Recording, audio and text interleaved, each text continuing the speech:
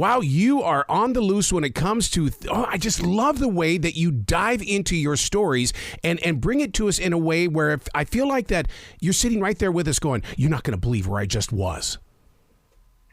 This really is one of those stories, Arrow. I'm not going to lie. This one is stranger than fiction, and I was amazed by the access I got to key players, both the way in which they desperately wanted to share what they had been through and what they had done. I mean, this is a wild time, 1980s Miami. Oh.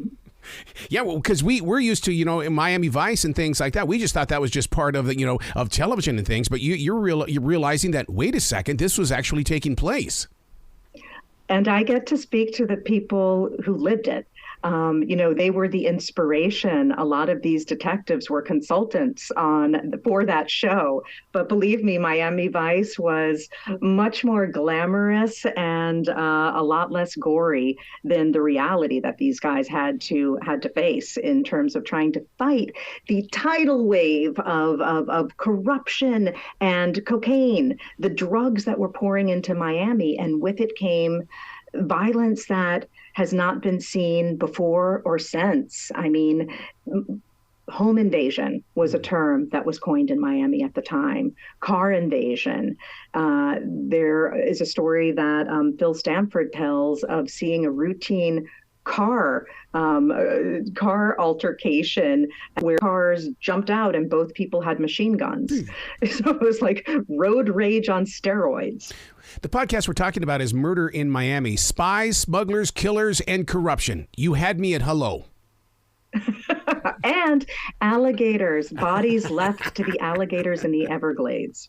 Oh my God. It is like a movie, isn't it? This one really is, and I have to say that the soundscaping, so you and I have spoken about this before, I like to create very, very visual audio, and as a radio guy, I know you understand that, but the stories that we're told are really complemented by the soundscaping that they get in terms of flying into a storm cloud with a legendary cocaine smuggler as he tries to lose no less than 12 federal planes who are on his tail at this point. And you hear the crackle of the clouds, you feel the shaking of the plane, all of this in your headphones. Theater of the mind. And see, and maybe that's the attraction that I love about what you do, is the fact that you do get inside my mind. Because I grew up listening to Radio Mystery Theater late at night on AM radio, and because they could take me somewhere. And that's what's great about your podcast, is that I'm in it for the ride. I very much know how many podcasts there are out there, and I know how much content there is for people to consume. And so I'm always very grateful for someone's ear and always willing to earn it. And so I do want to tell stories that really bring the experiences of the people I interview to life. And they've trusted me with their stories, and I want to showcase them in a way that's worthy. How has the equipment changed from Murder in Oregon, Murder in Illinois, to now Murder in Miami? Because, I mean, I'm sure that the recording equipment has changed because you've got a bigger eye on the view now. You know the impact and who you're going to be reaching. I have to say that what's very interesting is the biggest change has been what happened during COVID.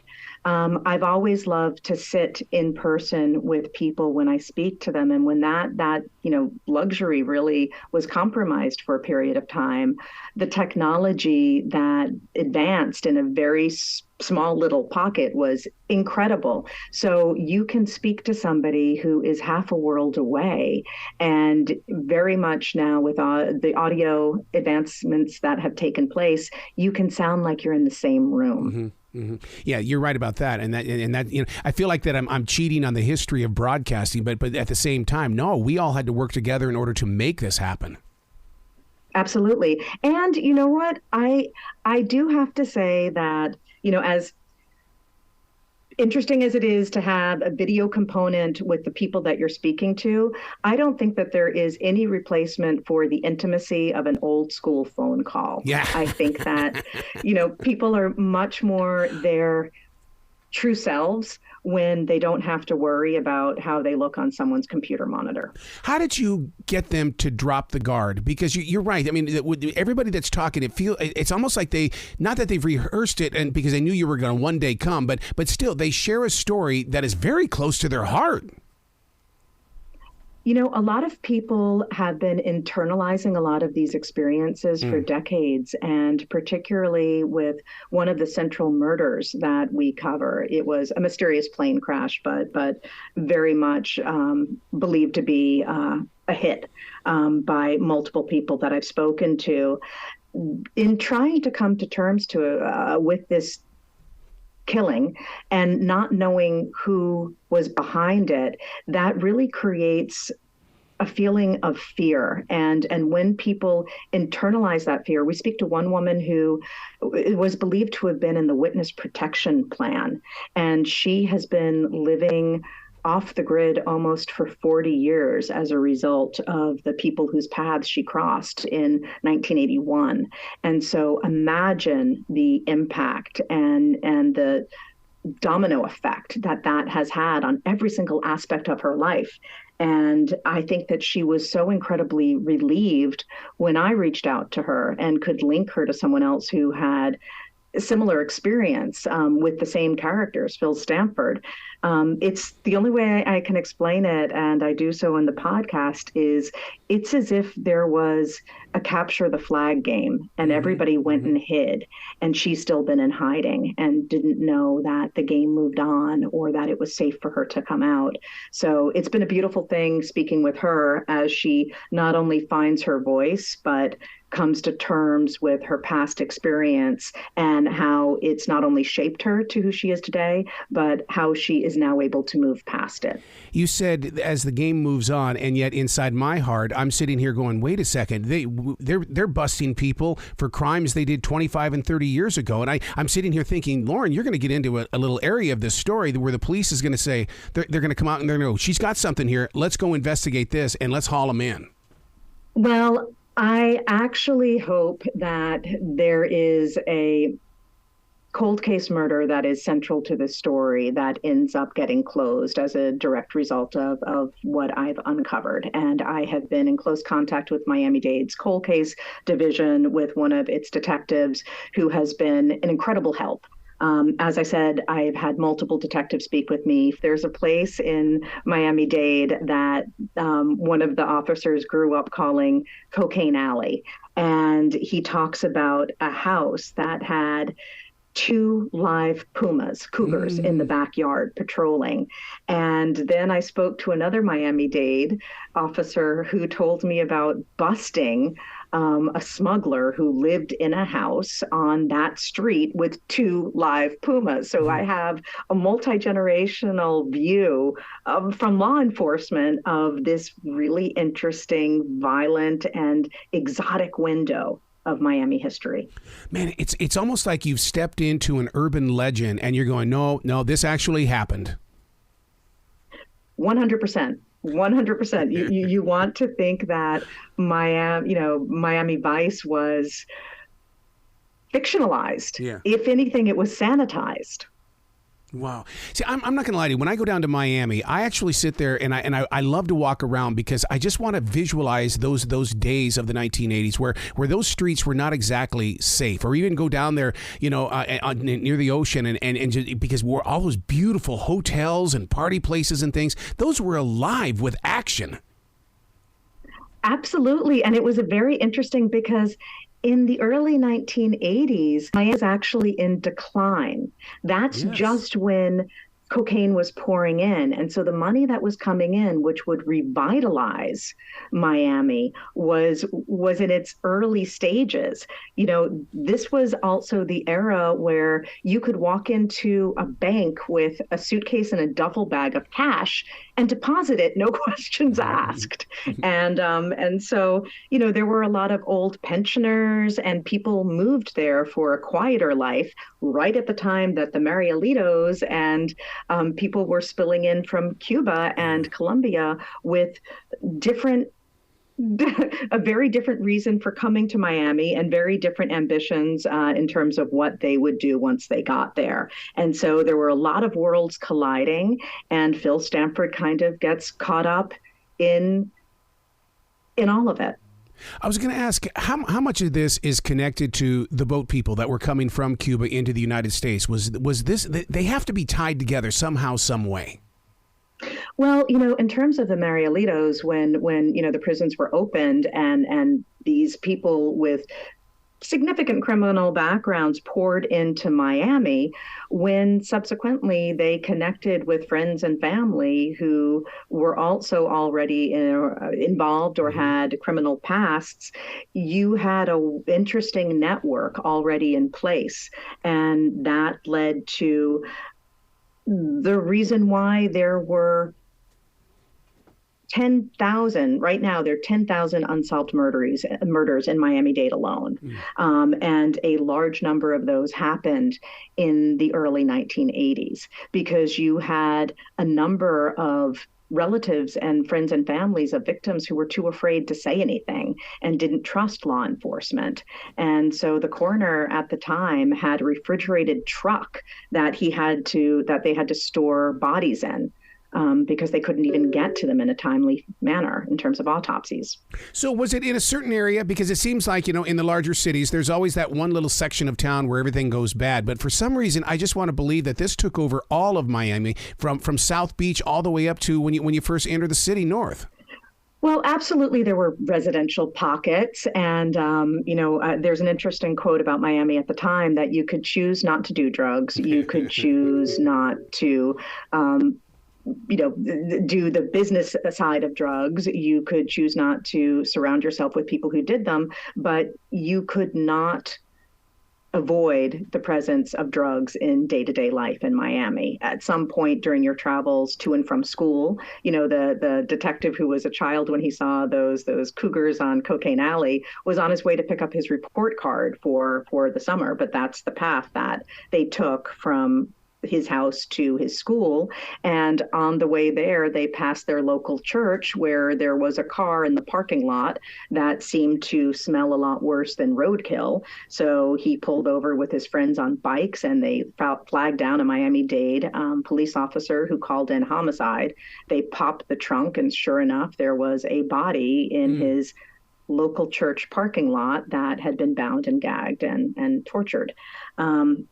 It was rampant, but yes, it was contained initially in Miami Beach. Coconut Grove was a place where a lot of these drug smugglers spent time.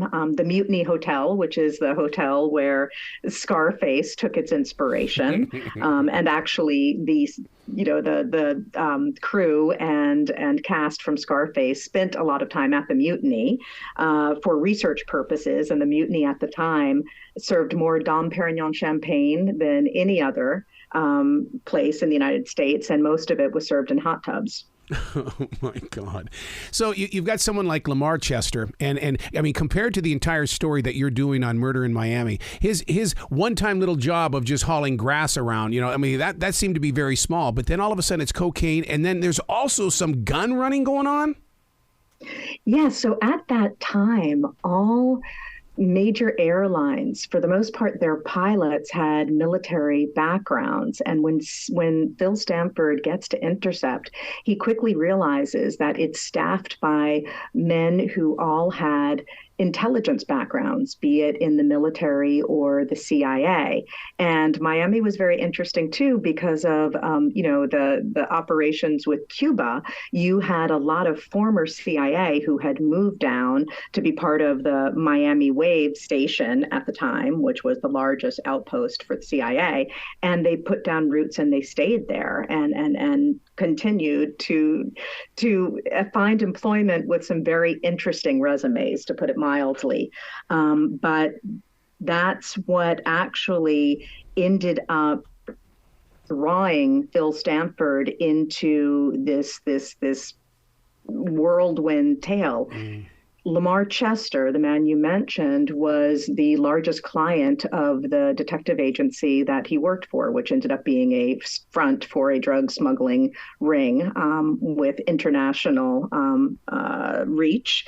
And when they busted Chester, he mounted a gray mail defense, claiming that he couldn't defend himself without revealing secrets of the United States government. And he claimed that he had been working with the government in exchange for being able to carry on his drug smuggling operations without oversight, and that he had been running drugs in and out of Nicaragua in the 70s, running guns in and out of Nicaragua in the 70s, and bringing drugs back.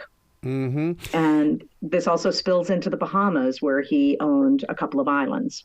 That's interesting that you bring that up, because I've developed a pretty good friendship with a gentleman that's from Cuba, and he was telling me the layout of Nicaragua, Argentina. He says, you have no idea what's going on in Cuba, and then it comes over to the United States. And so that's interesting that you say that.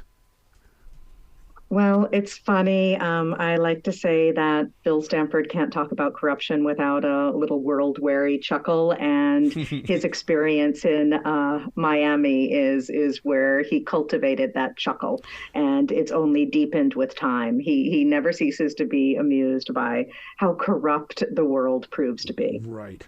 So I got to ask you, from broadcaster to broadcaster, author, journalist, everything, how do you gain the confidence to make that phone call or send out that email to somebody that you know has got a story? Do you meet them up at a Starbucks? Do you meet somebody in public? How does this happen?